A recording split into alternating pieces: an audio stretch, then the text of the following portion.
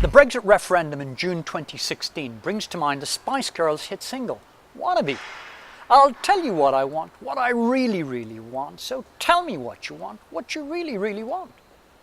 Did the 52% of the British public who voted to leave the European Union really, really know what they wanted from this decision to leave? It is now clear to see that the main architects behind Brexit, the British Conservative Party, have no unified vision for Brexit and can't agree on what they want. The diehards want a pure Brexit, whilst the realists are happy to compromise on a more diluted, pragmatic Brexit. We now know that the Brexit vote involves so many complex, nuanced and emotional choices that it was an impossible choice to be presented to the British electorate. The simple fact and conclusion is that many who voted to exit are simply not going to get what they wanted and hoped for, and this will inevitably lead to a very bitter and divided nation when we finally leave. Here I am, outside the Conservative Party headquarters in central London. Most political choice and voting models take as a primary assumption that voters know what is good for them.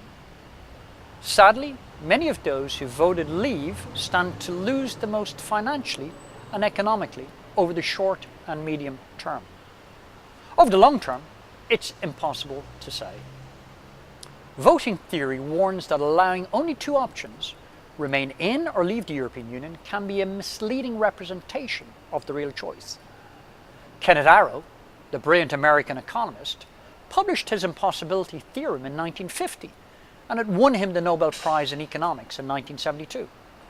His theorem proved that referendums are not the best or most democratic way to reach the best outcome on important political and social choices.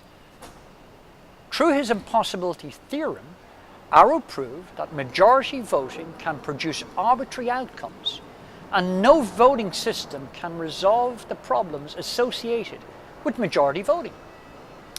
The UK government intentionally presented the UK electorate with a biased choice, and by so doing, voters were compelled to neglect the complexities of leaving the European Union. In reality, Brexit is an ideologically driven and backward vision of Great Britain that has plagued the Tory party for the last 40 years or so. Nearly 3 years have passed since the Brexit vote, and we all have had the time to reflect on our own decision and the reasons for making that decision. Surely getting this decision right is more important than the struggle within the Conservative Party. Surely a democratic nation has the right to reassess and change its mind.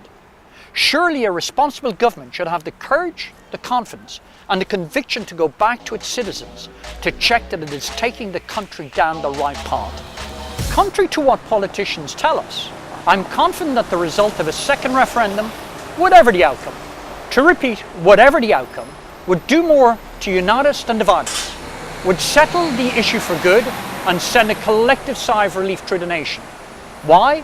Because Brexit will only work if we are confident that it was the right decision taken for the right reasons. Finally, strong political leadership is about making tough decisions.